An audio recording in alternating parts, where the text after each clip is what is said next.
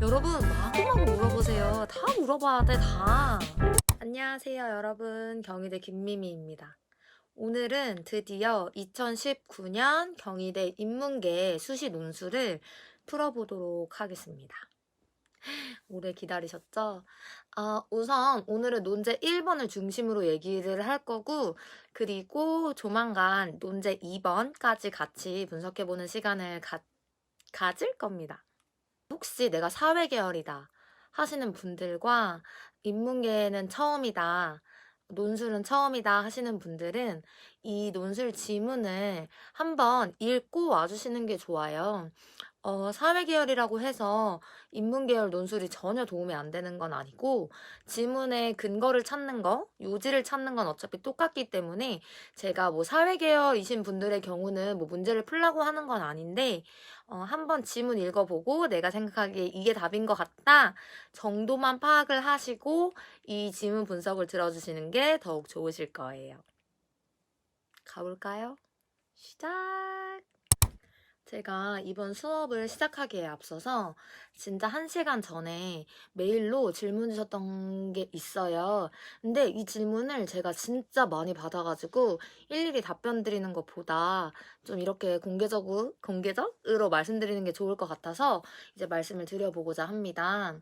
그래서 학생분들이 되게 많이 헷갈려 하시는 부분이 뭐냐면, 이제 경희대 논술 가이드에 보면 이런 내용이 있어요. 출제 의도를 파악하여 자신의 주장과 논리를 창의적으로 전개하라. 그리고 차별성 있는 논거와 참신한 사례를 바탕으로 독창적인 답안을 작성하라 라는 내용이 있습니다. 근데 여러분 주의하셔야 될 게, 답안을 창의적이고 독창적으로 전개하는 거지 절대 답안을 내 생각대로 창의적으로 쓰라는 게 아니에요. 그래서 제가 맨날 경희대는 답이 있다고 했는데, 선생님 답이 있다고 하셨는데 답을 창의적으로 쓰래요. 그럼 답이 없다는 소리 아닌가요? 내 논리가 맞다면 맞는 거 아닌가요? 라고 하시는데, 이제 그 부분은 가이드의 내용을 좀 잘못 읽으신 것 같아요. 말씀드렸다시피 답안을 창의적이고 독창적으로 전개하는 거지 창의적인 답안을 쓰라는 게 아닙니다. 좀만 더 구체적으로 말씀을 드려보자면, 자, 출제 의도를 파악하여 라는 그 가이드라인이 무슨 의미냐면, 주장을 명확히 파악하세요. 답을 정확히 파악하세요가 전제가 되어 있는 겁니다. 그런 다음에 자신의 주장과 논리를 창의적으로 전개하라라는 거는 경희대가 좋아하는 방식의 전개 방식, 즉 전 영상에서도 말씀을 드렸지만 논술이 좋아하는 형식 있잖아요. 저희가 논제를 보고 답안을 이렇게 작성하시면 반은 먹고 들어갑니다 했던 그 문장 전개 방식에 맞게 라는 것을 의미하고요. 차별성 있는 논거라는 건 다양한 어휘를 사용해서, 즉 자신만의 어휘지만 논술이 좋아하는, 경희대가 좋아하는 어휘로 답안 내용이 그대로가 아닌 내 어휘로 바꿔 쓸 수 있느냐를 물어보는 거예요. 더불어 참신한 사례를 바탕으로 라고 말을 하는데요. 이 참신한 사례를 바탕으로 라는 거는 사실 이제 이 내용과 관련을 해서 사회에서 내가 파악할 수 있는 사례를 활용해서 써봐라 라고 말을 하는 건데, 이 경우에 잘못된 사례를 가져오는 경우는 감점이 되기 때문에 여러분, 사실 100% 확신하는 답안이 아닌 경우는 작성을 지양하라고 제가 가르칩니다.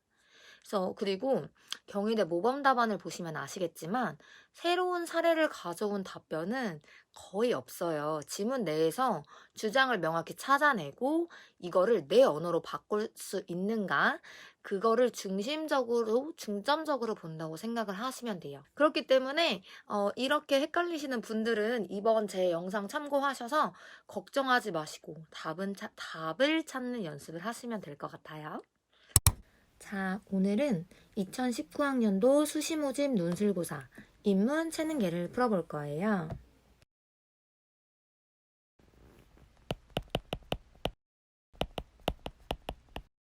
자, 논제 1을 먼저 보시면 제시문 가와 나의 내용을 요약하고 논지의 차이를 서술하라고 하죠.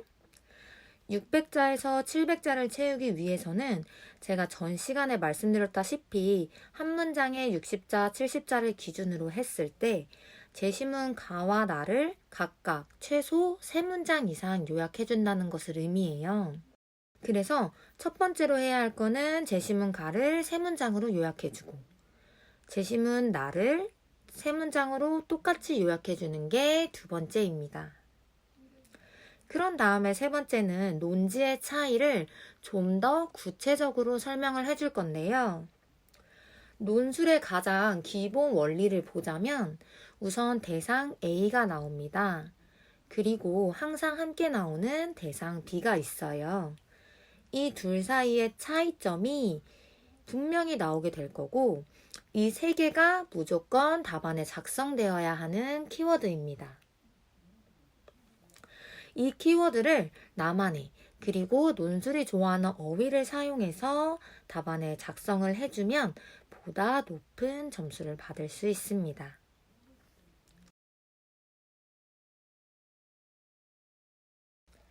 자, 그럼 오늘은 논제 1번부터 먼저 같이 지문을 분석해 볼게요.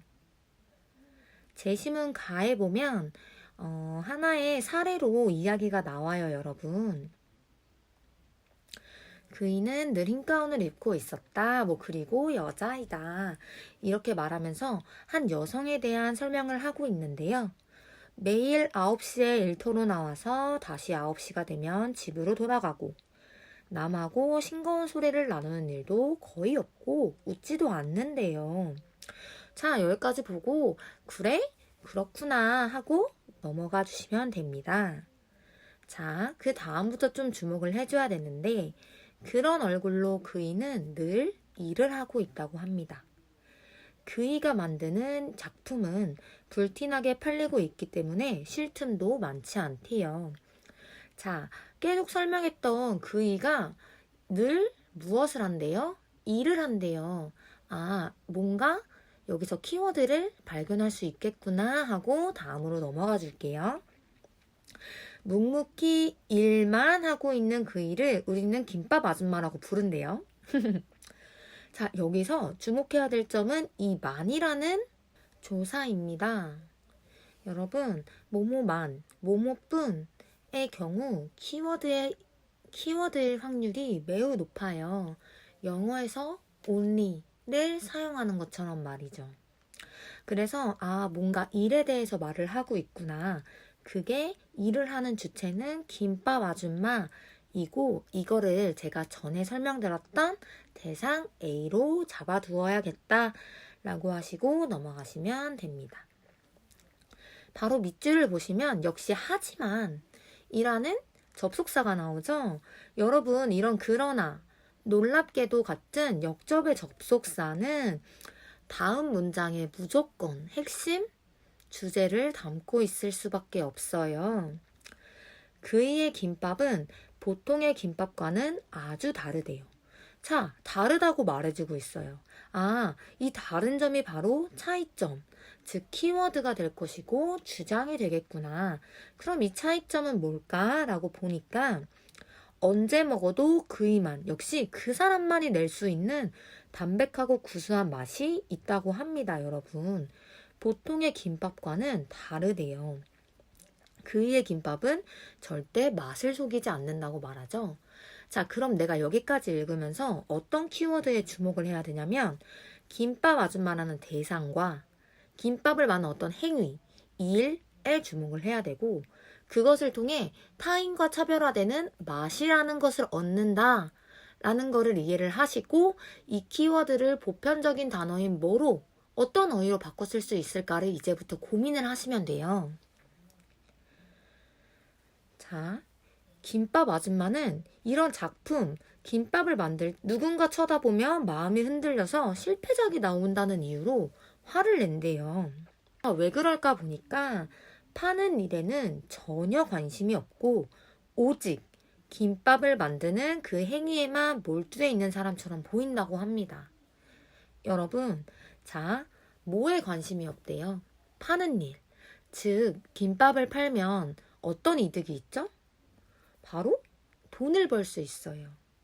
이거를 바꿔 말하자면 이윤, 수익, 이익, 금전적인 대가 및 요소 이런 어휘로 바꿔 쓸 수 있는데요. 자, 이런 거를 전혀 원하지 않는데요. 자, 오직이라는 단어 아까도 말씀드렸다시피 굉장히 중요합니다. 오직 김밥을 만드는 그 행위, 아까 나왔던 그 일에만 몰두해 있는 사람처럼 보인다고 하네요. 즉, 그녀의 목표가 뭐예요? 완성도 높은 작품을 만드는 것이 목표입니다, 여러분. 그쵸? 자, 다시 말해서 제작 및 생산을 위한 행위 자체가 목표라는 것입니다. 저희는 이런 걸 대체로 장인정신이라고 말을 하죠. 자, 그럼 장인이라는 주제를 갖고 다시 얘기를 해볼게요.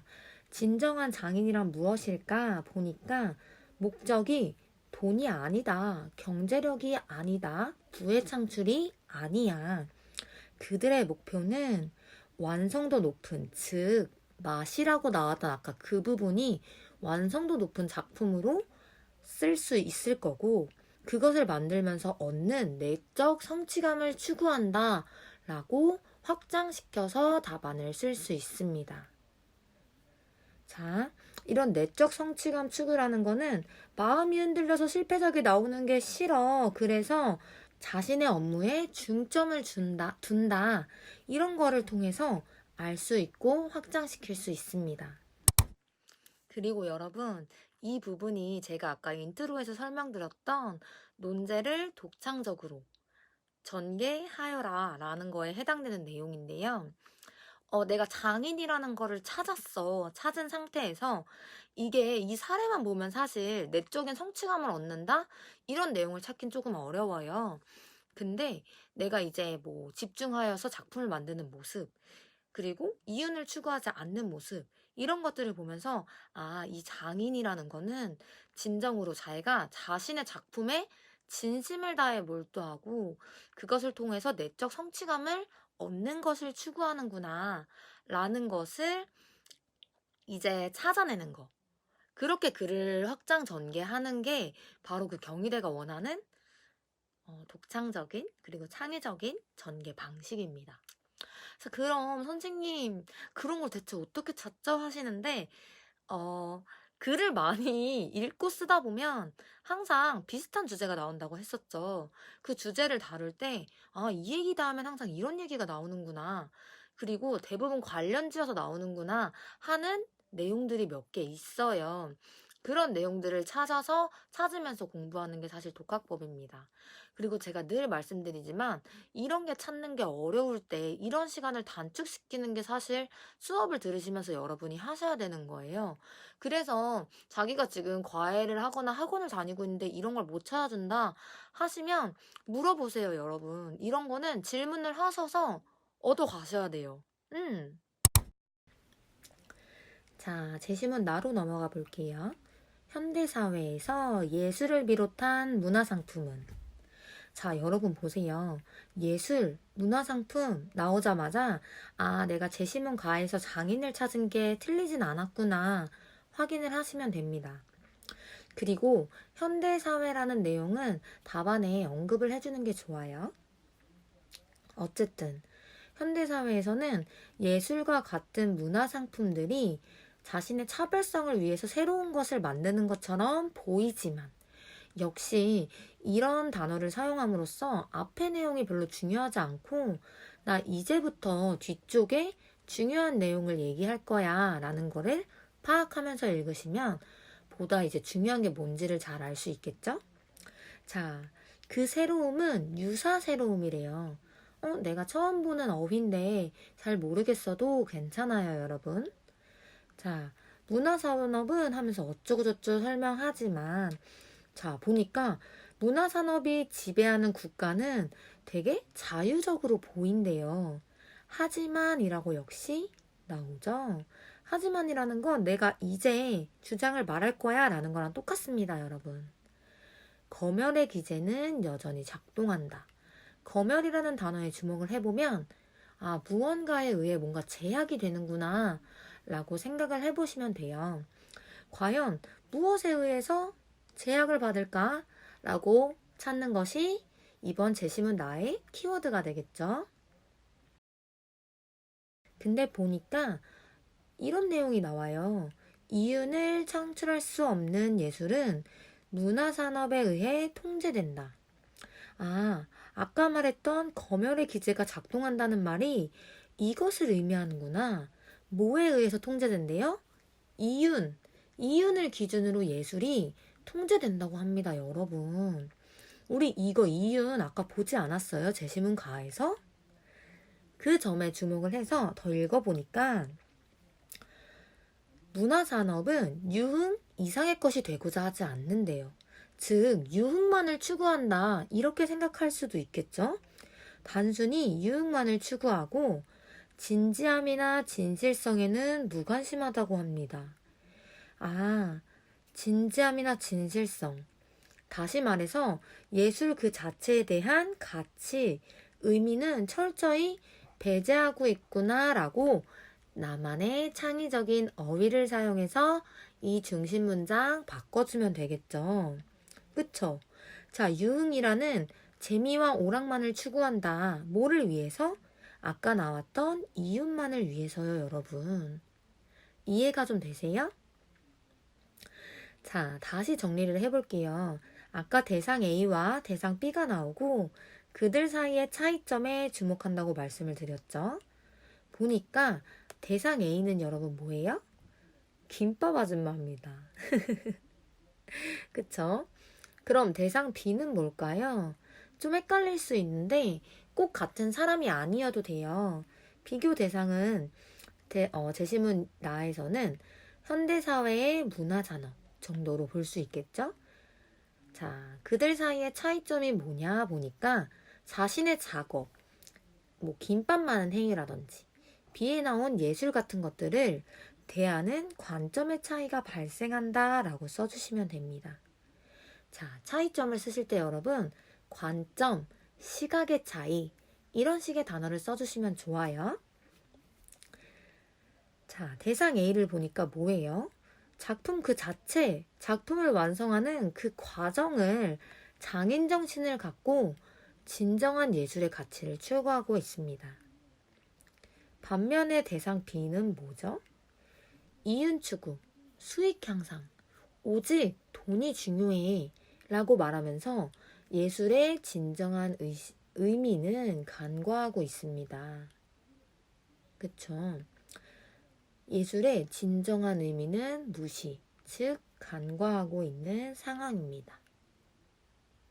여러분, 이 두 대상 사이의 차이점이 명확히 이해가 되셨나요? 오늘은 인트로에서 말씀드렸던 내용을 좀 잘 설명할 수 있는 지문을 가져와서 설명을 드렸고요. 이렇게 대상 두 개와 그들의 차이점을 찾는 게 인문계열 논술에서는 굉장히 중요합니다. 그래서 항상 글 읽으실 때 대상 A 나오네? 대상 B 나와. 둘 사이의 차이점이 뭐지?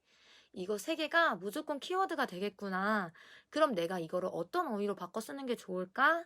라고 항상 연습을 해주시는 게 좋습니다. 오늘도 제 수업이 이해가 쏙쏙 되셨다면 다음 수업을 위해 좋아요와 구독하기 눌러주세요. 다음 시간에 봐요.